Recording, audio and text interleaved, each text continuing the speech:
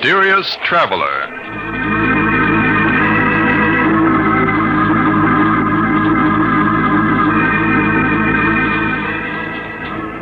This is the Mysterious Traveler, inviting you to join me on another journey into the realm of the strange and the terrifying. I hope you will enjoy the trip, that it will thrill you a little and chill you a little.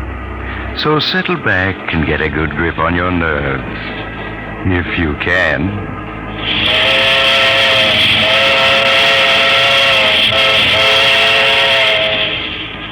Where are we going? Why, today we're going to accompany Mr. Harvey Benson through a fateful 24 hours of his life in a story I call No One on the Line.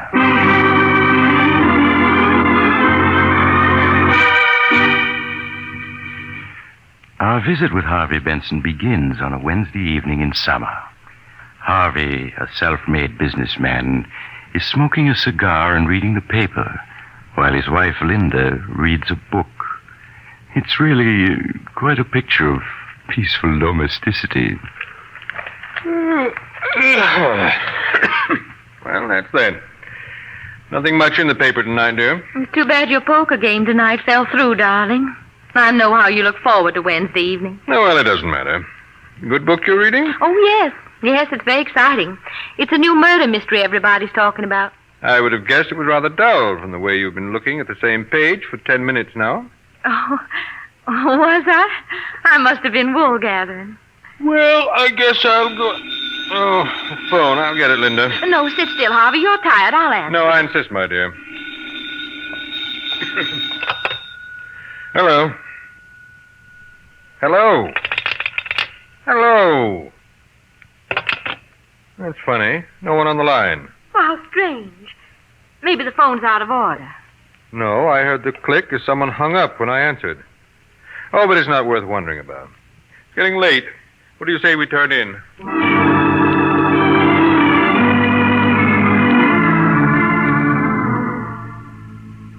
And now we join Harvey again at breakfast the following morning. It's getting late, but Harvey lingers over his coffee as if he had the whole day ahead of him. Good coffee, this. Pour me some more, will you, darling? Of course, Harvey. But, shouldn't you be leaving for your office, dear? Oh, there's plenty of time. But it's almost 9:30. You seem very anxious to get me to the office, Linda. You're not trying to get rid of me by any chance. Oh, well, of course not. But you said you had an important appointment this morning, and I yes, just but thought... the fellow will wait. Mighty good coffee, this. Harvey, is there anything wrong? Anything wrong? Yes. You seemed a little odd the last day or two, and this morning... And what's the matter with me this morning? Oh, I don't know that anything is, but you do seem a little strange. Strange? In what way, Linda, my dear? Oh, I'm sorry if I've said anything to annoy you, but... Oh, I'll answer it. Sit still, Linda. I'll answer it. But, Harvey, it's probably... I said I'll answer it. Maybe a call I've been expecting. All right, Harvey. Hello? Hello? Hello? Strange. There's no one on the line. Same thing that happened last night. Well, how peculiar. Oh, but that phone must be out of order. Yes, I suppose so. Yet I could swear I heard someone hang up when I answered. Oh, you must have been mistaken, darling. I suppose so. You better give the company a ring, Linda. Yes, I will, Harvey, right away. Good. And now I do have to be going. See you tonight, darling.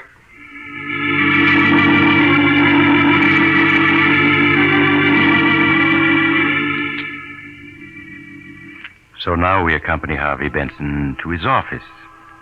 Because we're spending one complete day with him, remember? His office is large and luxurious, reflecting the success Harvey Benson has achieved in the world by hard work and constant vigilance. Once arrived there, Harvey plunges into his work, until shortly before noon, the sound of the inter-office phone arouses him. Excuse me, Mr. Benson. Oh, yes, Miss Johnson? Mr. Mungo is here to see you. Shall I send him in? No, ask him to wait. I'd like to see you for a moment first, Miss Johnson. Certainly, Mr. Benson. I'll be right in. Yes, Mr. Benson? Sit down, please, Miss Johnson. Yes, sir. I brought my book. You won't need it. I just want to chat with you for a moment. I don't understand, Mr. Benson. I just want to talk to you, that's all. I don't believe you and I have ever talked before as person to person, have we? No, sir, we haven't. And you've been with me 7 years, isn't it? 7 years next month. 7 years, and we've never talked as equals. But then, I've never needed advice before. You've noticed that I never ask advice, I suppose. Well, yes, I have, Mr. Benson. Make your own decision and act upon it, is my motto. And yet, now I'm going to ask your advice as a woman, not as a secretary. Well, I'll try to be helpful if I can. Good. Now then, picture for yourself a woman who has always been very practical and, well, let's say rather cold. Suddenly this woman becomes dreamy and absent-minded. She stands for minutes at the window, looking at nothing. You speak to her. She doesn't hear you. What would you deduce from that? Why, I'd say she was in love. Excellent. Now, suppose this woman is married. Suppose on several occasions when her husband is in the room... You're following me, aren't you? Oh, yes, sir. Suppose on these occasions the phone rings and this married woman answers. And each time she tells the party calling he has a wrong number. What then? Why, I suppose that could happen. But now, Miss Johnson, suppose on several occasions the husband answers and the party at the other end hangs up without speaking. Why, it sounds like someone trying to call the wife without her husband knowing about it. Exactly. I felt sure I couldn't be wrong. But it's helpful to have your opinion and back me up. Thank you very much, Miss Johnson. Why not at all, Mr. Benson. And now, please send in Mr. Mungo. Yes, sir, right away. Mr. Benson will see you now. Okay, sister. Good morning, Mr. Benson. Come in, Mungo, and close the door. Sure, Mr. Benson. Sit down. Yeah, sure. You have the information for me? Everything's right here in my report. Good, let's have it. I checked thoroughly on the 4 names you suggested. And which one was she meeting? I only witnessed one meeting, Mr. Benson. The other time, she gave me the slip. Then you don't know your business.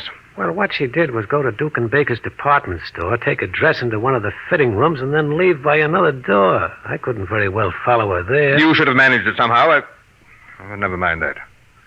What did you learn? I'll give you the general report first before mentioning names. All right, do so, but don't dawdle about it. Yes, Mr. Benson. As you'll see, I've called the 4 individuals you suggested parties A, B, C, and D. Yes. Now, party B, Mrs. Benson knew before her marriage, but I found no evidence they have ever communicated since. Yes, go on.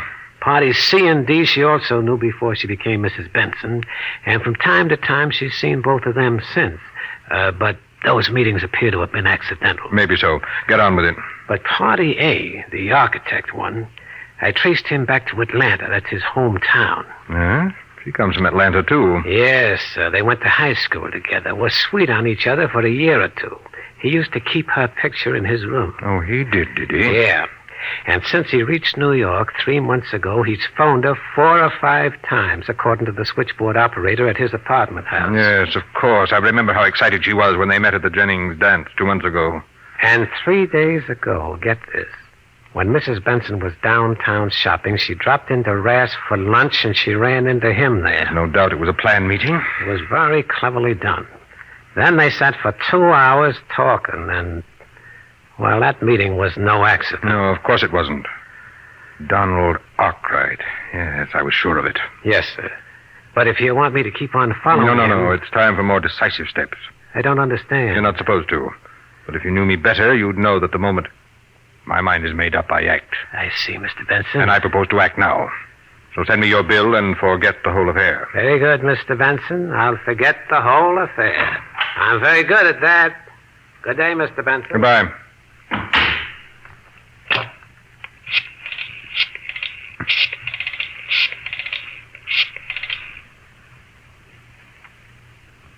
Hello, Donald Arkwright speaking. Oh, hello, Arkwright. This is Harvey Benson. You remember me, Linda's husband? Yes, of course, Mr. Benson. How are you? Fine, thanks. I'm calling because I need an architect. Oh, and you wanted me Yes, to... I'm going to put up a summer place out on Long Island, and I wanted you to draw the plan. Well, that's great, Mr. Benson. Now, what kind of sight have you? I'll do better than tell you. I'll show it to you. That is, if you're free to drive out with me this morning. Well, I do have an appointment. Cancel it. This will be well worth your while, I assure you. Well, all right, I will, Mr. Benson. Good. Then I'll pick you up in my car. Say about 45 minutes. All right, that'll be fine. I'll be looking for you. Good. I'll see you shortly then. We'll have lunch on the way. Miss Johnson, Yes, Mr. Benson? I'm leaving for the day. Cancel any appointments I may have.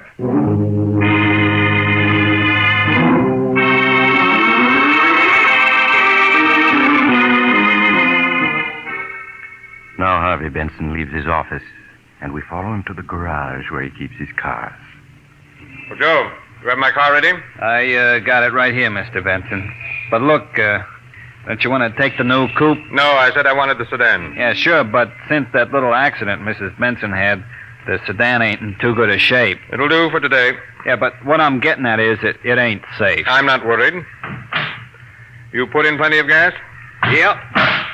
5 gallons, Mr. Benson. But look now, don't take no chances with them brakes. They don't hold worth a cent. I'm aware of that. And that right-hand door, it sticks something terrible. What of it? What do you care? Oh, I just thought Well, I'd tell don't. you.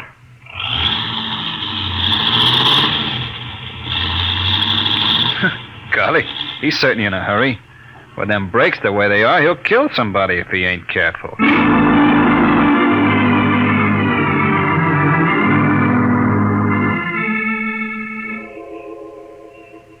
At 87th Street, Harvey Benson picks up his passenger, Donald Arkwright. And several hours later, they are far out in a lonely section of Long Island. Just a quarter of a mile more, Arkwright. Up ahead on top of those cliffs. That's where my lots are. I surely appreciate your asking me to prepare the plans, Mr. Benson. Linda suggested you for the job. Said you were a first-rate architect. Well, that's swell of her. I wasn't even sure she'd remember me. Oh, she remembers you very well. I could see how happy she was to meet you at the Jennings party. Yeah, I was tickled that she recognized me. After all, it's 6 years since we last met. Well, why shouldn't she recognize you? After all, you were sweethearts, weren't you? Well, I suppose you could have called us that. We did have some good times together. Riding, hiking, and dancing. Well, it's plain she still thinks a lot of you. Now, there's the site. Right up ahead. Oh, yes. Smack on the edge of the cliff, huh? Well, you'll have a nice view all the way across the sound. 80 feet sheer to the water. Not another house in miles. Look, you can see all the way down to the rocks from the bend in the road here. Well, those waves sure are kicking up a fuss. The man wouldn't last long down there. No. No, not long. But you don't have to worry. I'll build you a house that'll never slide over the edge. I'm sure you'll never give me any cause to worry. Well, here we are. Have to pull the car a bit off the road, though, to park. Oh, pretty steep here. Yes. I'll have to put in a retaining wall. Terrace the ground, I guess. There. I got her off the road. We'll leave her here, where we'll have room to turn around when we're ready to start back. Sure hope you have good brakes. I'd hate to slide over onto those rocks down there. I'd hate to myself. Oh, want to get out and block the wheels for me? Oh, yes, of course. Yeah, door won't open. Seems to be stuck. That's right. That door does open hard. Never mind. I'll get out on this side and block them. Well, say, aren't you forgetting to set the brakes? Not necessary. But this slope is steep here. I know what I'm doing. But look, the car's moving already. It's starting to roll forward. Yes, it is, isn't it? And it'll keep on rolling. Mr. Benson? I can't stop your car. The brakes won't hold. Mr. Benson, it's gone over the cliff. It's gone over the cliff! Harvey stands there, watching the car roll toward the edge, while his passenger struggles frantically to get out. It only has 10 feet to go, 5 feet, and then on the very edge, the wheels twist against a rock, and the car stops. Harvey runs down the slope and reaches the spot just as Donald Arkwright manages at last to scramble out. Mr. Benson, you did that on purpose. Yes, Arkwright, I did. You tried to kill me. Exactly, I tried to kill you. But why? You must be crazy. No, Arkwright, only myself. If you knew me better, you'd know that no one tries to take anything away from me without suffering for it. What are you talking about? You know what I'm talking about. What's mine is mine. And everything that's mine, I keep. You are crazy. I can see it. Get away from me. Take your hands off of me. No, get right. You haven't a chance. Let me go, I say. You'll do nothing. In this world, a man has to be strong and ruthless to stay on top. And I'm both. No, you're pushing me toward the edge. Let me go. You're going over, do you hear? You're going over. No!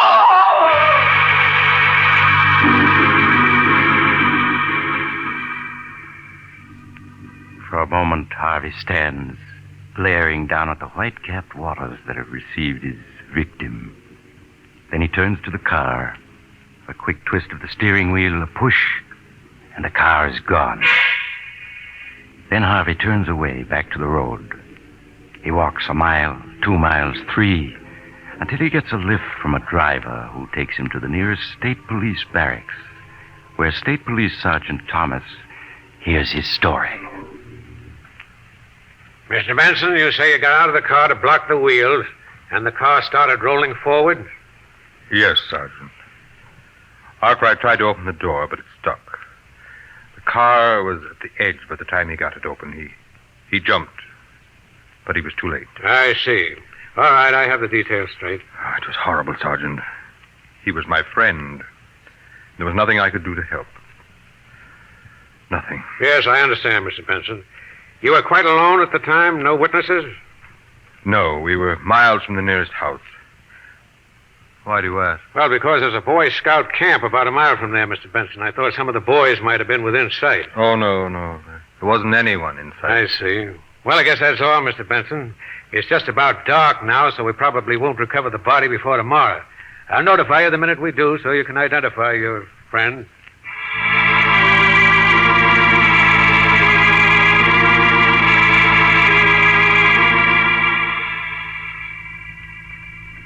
And so, late in the evening, Harvey returns home to find Linda waiting for him anxiously. Is that you, Harvey? Yes, my dear, it is. Well, I waited in as long as I could, and then I went ahead and ate. Shall I fix you something now? No, thank you. I've eaten. Let's sit down, Linda. I'd like to talk to you. Why, of course, Harvey. Did you have the phone fixed? The phone? Oh, no, I called the company, but they said there was nothing wrong with it. I see. Well, they were quite right. I discovered that the trouble was from another source. I don't think I understand you, Harvey.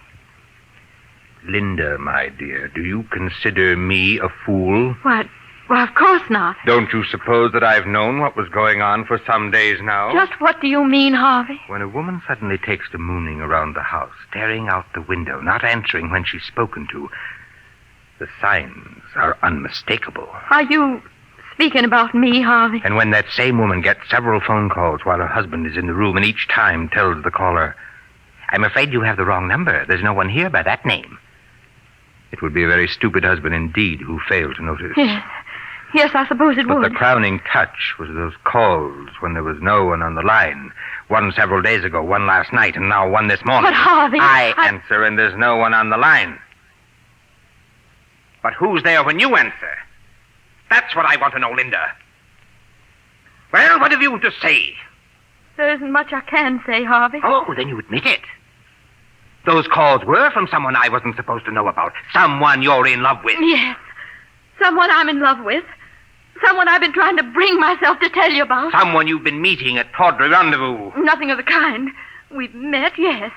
But they've been perfectly innocent meetings, lunch, and a walk in the park. Nothing worse than that.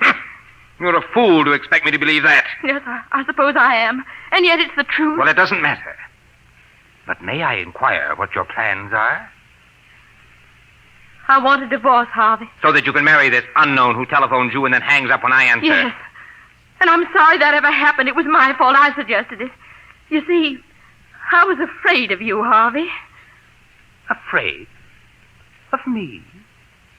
Of your loving husband? I was. But I'm not anymore. I only want to be free of you. Free to marry the man I really love. Very interesting, my dear, but slightly impractical. Do you really think I'd let anyone take you away from me? I'm afraid you have no choice. Well, you're wrong. It's you who have no choice. You're penniless, Linda. You have no family, no money, no training. You have only me. What are you trying to say? I'm just leading up to a story I have to tell you, Linda.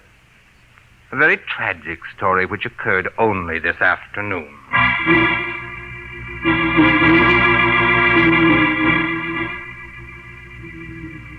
And so Harvey tells Linda the story of the afternoon's events.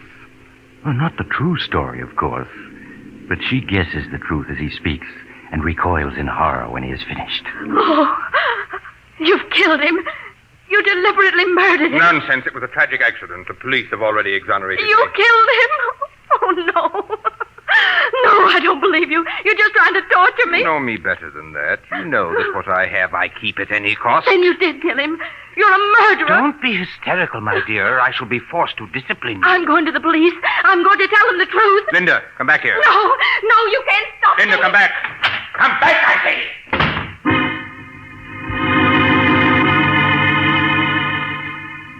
Linda is gone before Harvey can get to the door. Harvey pauses, irresolute. Then he shrugs, turns back, sits down, lights a cigar.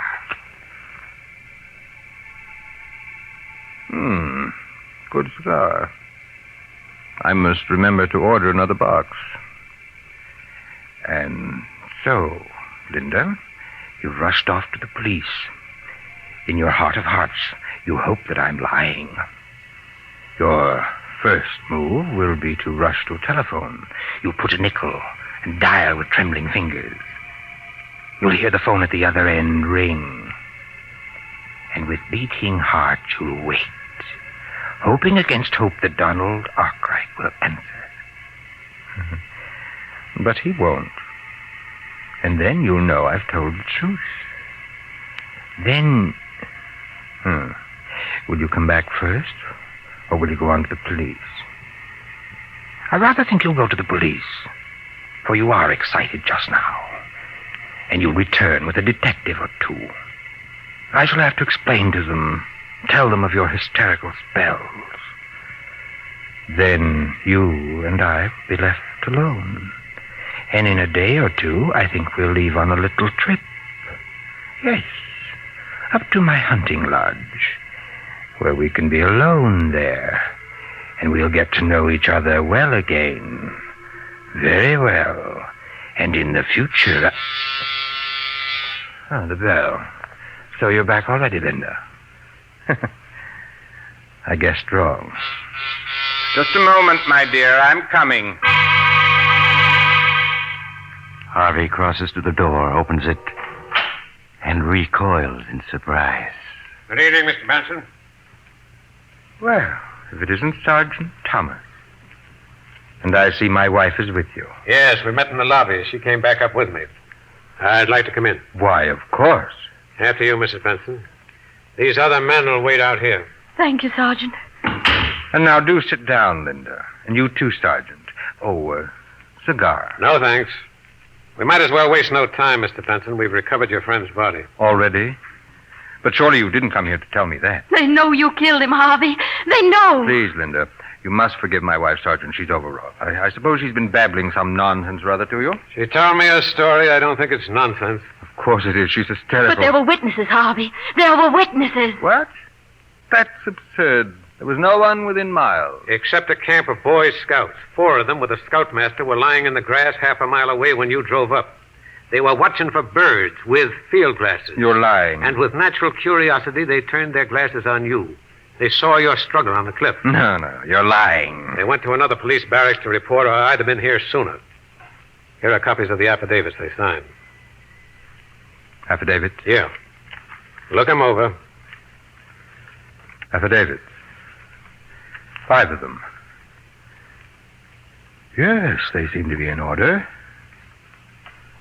So there were witnesses. I dare say their evidence is unshakable. You haven't a chance, Benson. Well, those men outside are city detectives. Are you going to come quietly? Yes. Why not? What else is there to do? You're caught, Harvey, and I'm glad. Yes, I'm caught. But precious little good that'll do you, Linda, Because he's dead, do you hear? Donald Arkwright is dead. Donald Arkwright. Yes. You wonder how I knew it was he, don't you?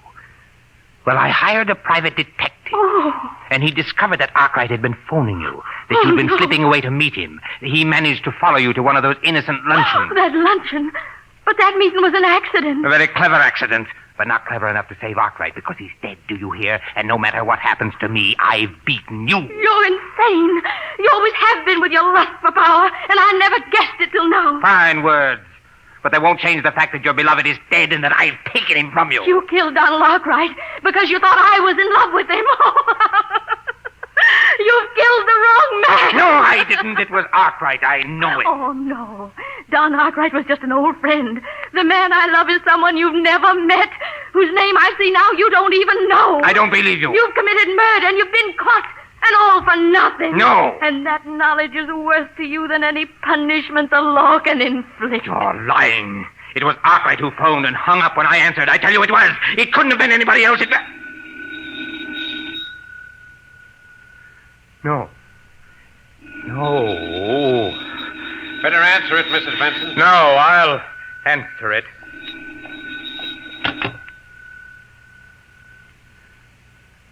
Hello? Hello? Hello!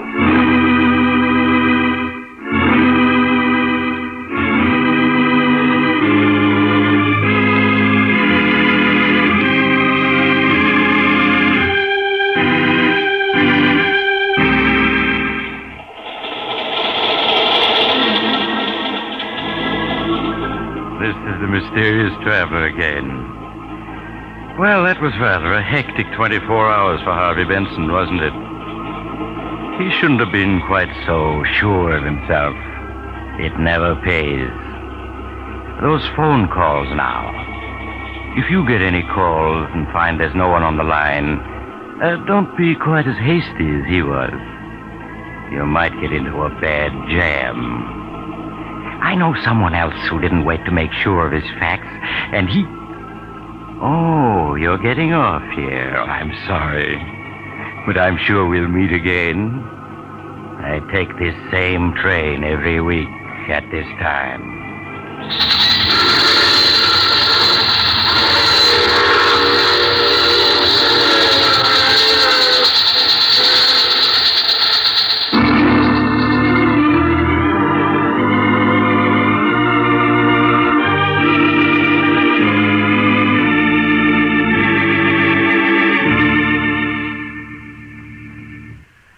You've just heard The Mysterious Traveler, a series of dramas of the strange and terrifying. In today's cast were Maurice Tarplin, Ted Osborne, Mary Jane Higby, Jack Manning, and James Van Dyke. Original music was played by Doc Whipple. The Mysterious Traveler is written and directed by Bob Arthur and David Kogan.